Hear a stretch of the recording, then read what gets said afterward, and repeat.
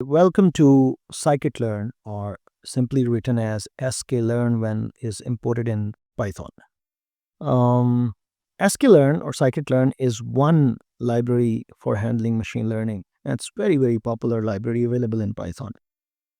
It is available in side packages. So for example, when you install Python, particularly using Anaconda, Sklearn or Scikit-Learn is installed there by default. Um, what machine learning really is, let me give you a very casual kind of definition. Machine learning is also called sometimes the learning from data, is basically the tools and techniques that to understand the data very, very well. And we need to understand the data to predict what is going on in the future, because in most of the cases the data is available for so long. Different organizations, they are logging their data, they are recording each and every event in their organization. But if we cannot use that data to get insights what can happen based on the historical facts, then the data is more or less useless. And this machine learning actually provides a lot of tools to understand that data, to predict the behavior, what may happen in the future. So that's very casual definition of machine learning, although we have full-fledged courses on machine learning to get a more insight in that. So this Sklearn package has a lot of machine learning algorithms available, a lot of tools handling overfitting, regularization, cross-validation, data generation.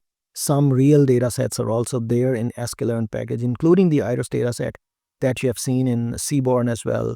But a lot more data sets. Some are of small quantities. Some data sets are of huge data sets, and they are available. Several algorithms, some of them I'm just mentioning here, like linear regression is one kind of algorithm that is available. Another algorithm that is available is sport vector machine. Another algorithm that is available for classification, for example, is this random forest classifier. There are several others, logistic regression and so on. I have just mentioned a few of those. To generate data set, there are several functions. One most important function that normally is used to generate classification data set, just to generate dummy data set to test our algorithms on. We will be using this make blobs function for generating our data set, just to play with these some of these algorithms. So that is available. There are other data generation functions like make classifications, multi-label classification, and so on. Then another thing that we might be using here in this particular demo to introduce Sklearn is train test split. Sometimes the data, because the main goal of to understand the data is to actually predict the behavior on the unseen data, or the data that will be generated in future, which is called the unseen data. So one way to model the unseen data is to just hide some of the data from the given amount of data and just treat that data as unseen data and check the performance of the model, machine learning model, after training the model on the rest of the data, which is called the training data. And whatever data that we keep unseen, sometimes called the test data, or more formally called the validation data, sometimes called the development data. There are several names of that. We actually test the performance, or actually evaluate the performance of our machine learning model on that unseen data. And whatever the performance of the model is, we assume that performance will go on in future if we deploy. So we think the data that we separated out as a test data, the evaluation on the test data give an estimate on the evaluation on unseen data or the real data in future. So let's do some examples. For example, let's do a linear regression example. Let's do let's actually generate some classification data using make blobs. Let's do a train test split, and let's actually apply a very famous classification algorithm, support vector machines, and let's apply one more classification algorithm, let's say random forest classifier, using Sklearn. The goal here is to show you the power of Sklearn, how it is consistent. I mean, using different models is not that tricky. If you know the style and the theme of Sklearn, You can just plug and play different kind of models, and the whole rest of the code will stay same, and you'll be able to do the stuff. So great. In the next video, we are actually going to our friend Jupyter Notebook, and we'll try to actually understand all these concepts that are here in this slide by actually running them on Jupyter Notebook. So hope to see you in the next video. In the last video, I show you just a very small kind of introduction of Scikit-Learn. Here in this coding file, we will actually walk through some of the algorithms that are available in Scikit-Learn. Obviously, there is much more in Scikit-Learn available, but we will walk through just a few of those just to get a look and feel what is Scikit-Learn and how can it be useful for data understanding and analysis, and particularly the classification and regression as well. So because we are going to maybe visualize the data, so let's import some matplotlib library, particularly the pyplot function. Let's import seaborn as well, and let's set the style rather than the matplotlib style. Let's set the style using the seaborn. And NumPy is always there. I mean, whenever we want to do some data stuff, or particularly on synthetic data, even in real data, NumPy should be imported, because one way or the other, all these packages, they're built on top of this NumPy, and we need somehow this NumPy in the run inside. So let's just import the packages and see all the packages are being imported. Yes. Let's generate some data ourselves. Let's just generate the some regression data. Let's say we have 30 data points, n is equal to 30, and let's generate this arrange function. Actually starts from 0, take a jump of 1, and go till 30, but not includes 30. So let's go to this. Let's say so 0, 1, 2, 3, 4, 5, 6 till 29. And then let's say y is a function of x, let's say 4x minus 7, then plus some noise. Let's say the data has some noise. It is not perfectly linear. It has some noise inside. And let's plot the data using the scatter function in matplotlib. So let's see what the data looks like. So yeah, so this is the data that looks like. Remember, we have set our style to SNS, the seaborn style. That's why you are seeing this seaborn style rather than a matplotlib style, the default matplotlib style. Although the plot function, the PLT, the scatter function, we are using from matplotlib, and that's one more power. The seaborn is built on top of matplotlib, so you can use both in interaction, in conjunction, the way you want. So that's the data. Now our goal is, given this data, we want to find out a line that best fits the data. And the measure of best fit is in terms of least square distance. Okay. So using this Scikit-Learn, for example, or Scikit-Learn, we can import, for example, from Scikit-Learn.linear model. There are a lot of models available in Scikit-Learn. One is this linear model. And in linear models, there are several linear models. And one model is linear regression. So let's import that. Once we have imported that model, we can now just build an object using that model, linear regression. Fit intercept true means we also want an intercept. Intercept is required if data is, if your actual data does not lie on a line that passes through origin, then the intercept is required. So it is good to include intercept, even if the intercept is no longer there. The automatic or the optimization routine automatically set that to 0. Okay. So because we have generated x here, y here, let's actually fit the model here. Model.fit. So x right now is an array that has one dimension and the other dimension is missing. If you see the shape of x, it will be in a tuple form. For example, let me show you the shape of x, or just shape of x. It is x dot shape, sorry. It is x dot shape, and you can see it is 30 comma nothing. That's one way of handling 1D arrays. However, this Scikit-Learn actually requires the data in form of two-dimensional array, where the second dimension may just be 1, which is it should be 30 comma 1, for example. So this np.newx it actually adds a dummy x is like 1 here and makes the data consistent. that this Scikit-Learn linear regression model requires. So now in the fit model, we give the x values and we give the y values, and this model is trained over. Now, if we want to predict the values on different axes or maybe the same axis, we can call the function model.predict. And then we can see the actual plot is in the scatter form and we can see the plot that actually fit in the form of a line. Maybe we should set a color, for example, color is equal to red. So let's see what happens. Yeah.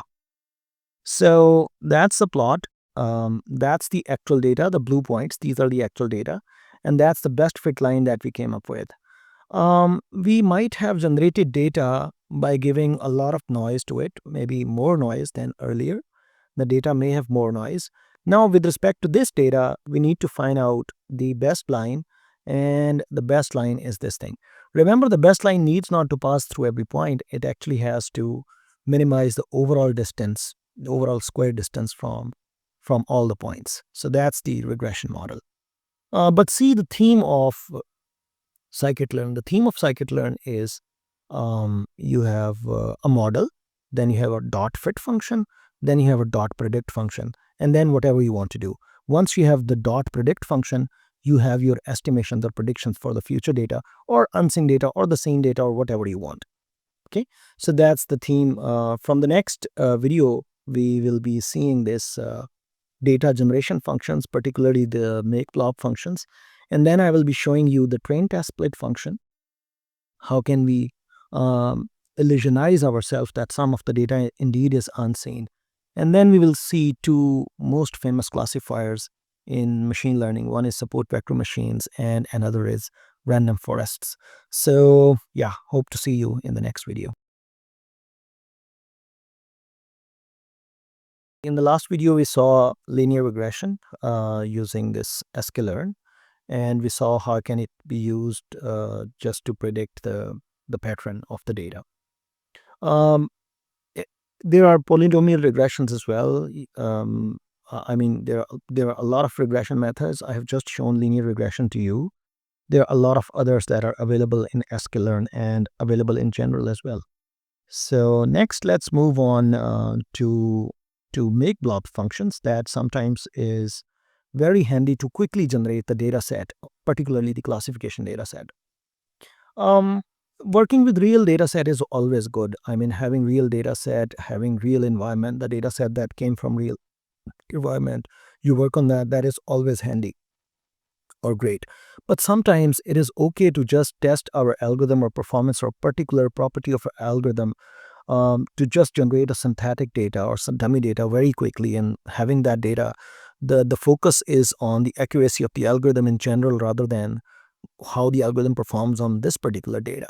So in several situations, it is okay to have some kind of routines or functions that generate some kind of dummy data or synthetic data, and you just test the performance of your algorithm or other attributes or whatever the pipeline you set on that data. And then once everything is set on this particular synthetic data, then it is okay to just move on to, for example, real data and evaluate all the concepts that you have seen so far.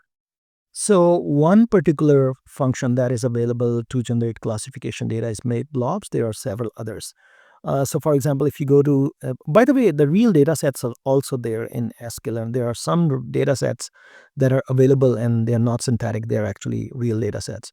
But let's just to start the Scikit-Learn, let's just get a better look and feel by using the synthetic data by this make blobs function. So Scikit-Learn.datasets.sample generators. So from there you import this make blobs. Then you call this make blobs function. How many data samples you want, for example, 500. How many different classes you want for the data, for example. In this case, I have used 3 classes. The centers are basically because this make blob function actually uses a distribution to generate the data, and the center of the distribution defines a class. What should be the spread of each cluster? If you keep this value going higher and higher, you will get the data to be intermixed. And if the cluster standard deviation, if the one group or category or class standard deviation is smaller, then the data will be very clearly scattered and can be classified very easily, or maybe with a few errors. So that's how this data X is generated. Then we can have a scatter plot from Matplotlib. By the way, we are just generating two-dimensional data just to visualize it. We have this first feature, the second feature. These are our classes, and that's our color map, autumn, for example. We can have other color maps as well, and let's see what the data looks like. So that's the data, for example. You can see now the three classes. Remember, we already have set this sns.set, so it's a seaborn style, although we are using the function from Matplotlib, the scatter function. Okay, so that's the data.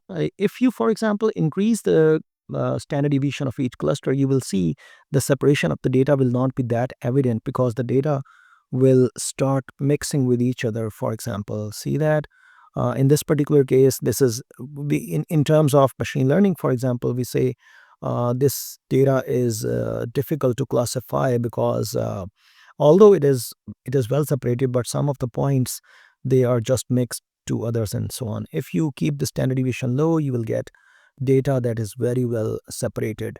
Now, for example, all these blue points, each data sample has two features, feature 1, feature 2, and its class label. For example, this is all these yellow points belong to class 1, all these red points, they belong to class 2, and all these orange kind of points, they belong, or brown points, they belong to class 3, for example. Now, I want to build a model that whenever I give a data point or a sample without label, it predicts the label. For example, it predicts 1, 2, or 3. Or for example, normally the labels start from 0, so it should predict 0, 1, and 2. For example, let's see. Um, um, to train such a model, we need to actually supply the labels as well. So first time to train the model, we give the labels, but to evaluate the performance of the model, then we give the data sample without label and expect the model to actually supply us the label to test its training. Next, let's divide our data to training and test, just as I mentioned before. Just illusionize ourselves that some of the data, it actually is unseen. So just pick a random portion from the data. Let's say 33% of the data, let's keep that as testing data, and rest of the data is training data. And then we will move on to, for example, use some classifiers and so on. So from scikit-learn.model selections, from sklearn.model selection, import train test split, that's a function. Import that. Now give your data, whatever you have made data, and you can play with this argument again. If you want your test data to be smaller, test data to be bigger, the amount of test data that you should split up, that it's debatable. It depends upon the context of the problem, the availability of the data, and so on. We have a full-fledged discussion on this, actually on all the topics of machine learning in our full-fledged course on machine learning, but here I'm just giving you an overview with respect to the Scikit-Learn. So after we have done with this function, let's say we have now xtrain, which contains the training, the 66% samples, and ytrain, the corresponding labels, xtest, the 33% random samples, and ytest, their corresponding labels. Next, now because we have the training data and the somewhat called the unseen data, which is the test data, let's understand the behavior of the data using training data, and then let's test our understanding on the unseen data, which is this test data. So for example, let's use this classifier called the support vector machines, a very, very famous classifier, one of the gold standard classifiers in machine learning. It's a mathematical model. We have a full-fledged discussion on this. We actually have a course on that. Just on this one algorithm, we have a course on the full algorithm. So in Scikit-Learn, for example, if you import sklearn.svm, and from there you can import svc, which is the classifier, then again, like in linear regression, again you have to first build a model using this svc. These is a parameter. There are several other parameters as well, but adjustable parameters. And then after you have done with the model, you have to call the fit function. And once you call the fit function, you have to supply the training data. Okay, great. So, oh, what's the problem? SVC is not defined. Oh, I haven't imported it. So SVC is defined. These are all the default parameters. Some of the parameters you have set. The rest of the parameters are still adjustable. You can adjust those. Yeah. Once you have the model, now you can give the test data to your model and ask what are the labels. Remember, you already have the labels of this data. You just want to test the performance of your model. So let's test the performance of the model. The model will return the labels, and I will receive the labels in the y_predict variable. And then I can just compute the we can just compute the accuracy of our model.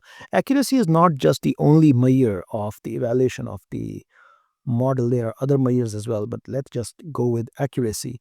Accuracy is just out of all the test points, how many times your algorithm actually succeeds. So the portion of true guesses, the portion of true predictions. One way to do that is just to use the NumPy operators. Just apply this equal function that will convert this comparison to Boolean array, which Boolean sometimes true or false. True is sometimes considered to be 1, false is considered to be 0. So if you sum all of them, all the true values which are ones, they are added together, then you can multiply it with 100 just for percentage and divide by the total number of samples in the test, total number of test samples, and that gives you the percentage accuracy of your model. So here in this particular model in support vector machines on this particular data, or on the unseen data, you normally are 95.7%, which is, or sometimes 90, or you can say 96%, you're accurate, which is a good accuracy, but the measure of accuracy again depends upon the application and the sensitivity of the errors and stuff like so. Again, now here we have represented you the support vector classifier. The same theme goes with other classifiers. For example, random forest classifier is another classifier. So the theme doesn't change. You first declare a model, then you call a fit function, then you call a predict function, and you are done. So whether you're using a support vector machine, whether you're using another, there are tons and tons of classifiers. So one of those is, let's say for this is a random forest classifier. This random forest classifier is an ensemble classifier. Ensemble classifiers are sometimes the classifiers that use other classifiers and combine them to finally build a strong classifier. This random forest actually use decision trees as individual classifiers and then use an ensemble or combination of them. There are several ways of combining different kind of classifiers together. So let's import this Scikit-Learn.ensemble and let's import this random forest classifier from Scikit-Learn. Next, okay, how many individual classifiers or weak classifiers I want to have? Let's say 20. I can have more or less. Okay, now I have built the model using that. Then I call a fit function again on my training data. Once I have fit, next story is I call a predict function. I have my predicted value and print my accuracy. Okay, so let's go over this. That's the parameters. You can adjust these parameters. And then let's test the accuracy to just get a look and feel. Oh, the comparison, this is 94% and the SVM was around 96%. So a little bit of, change, but that doesn't mean that random forest is a bad classifier. On this particular data, SVM is just performing well. Maybe we change the data and the stuff just changes or may not change, it depends. Maybe we have a different data, for example. If I call this again, because I have not given any random seed here every time, it's completely random. If I change the data, if I change my train test split, if I use that, if I call my accuracy, now the accuracy of SVM is 93%. And let's see the accuracy of, oh my God, it switched. Can you imagine? In the previous data set, the accuracy of SVM was around 96%, and the accuracy of random forest was around 93 or maybe 94%. and I just changed the data, and the numbers just flipped. That's a that's a coincidence. I mean, I don't know there is a math behind it. This is just a coincidence. Let's try again. Wow. I mean, that's amazing. That's another data, for example. This, that. Oh, now they are very close. Now they are very, very close. We just saw that we changed the data and the numbers flipped. One time SVM was better, the other time random forest was better, and the third time they just performed equally, maybe. And there are other classifiers as well. Choosing a classifier or choosing a model from several available models or coming up with a new model is really, really challenging in machine learning. And I mean, there are ways to do that, and there's a particular theorem called no free lunch theorem to state that there is no best classifier or regression model. There is no best model in general for everything. You have to see the data, and based on the data, the model will be selected. And on one kind of data, one kind of model may perform better over the other. And so although there are heuristics, there are a lot of rules of thumb to follow. um, but selecting a model remains a very challenging problem in machine learning. So yeah, that's it. I end this course here. There are a lot of other data science packages, more generally the machine learning packages that you should see and that you should look into. For example, TensorFlow for deep learning, PyTorch for deep learning, and I mean, there are a lot of packages that you may go through and get more and more understanding of this data. We have introduced here in this particular course the basics of Python for the one who is not a programmer. I mean, there is no assumption about programming, and then we introduce some data science packages just to get a good start on.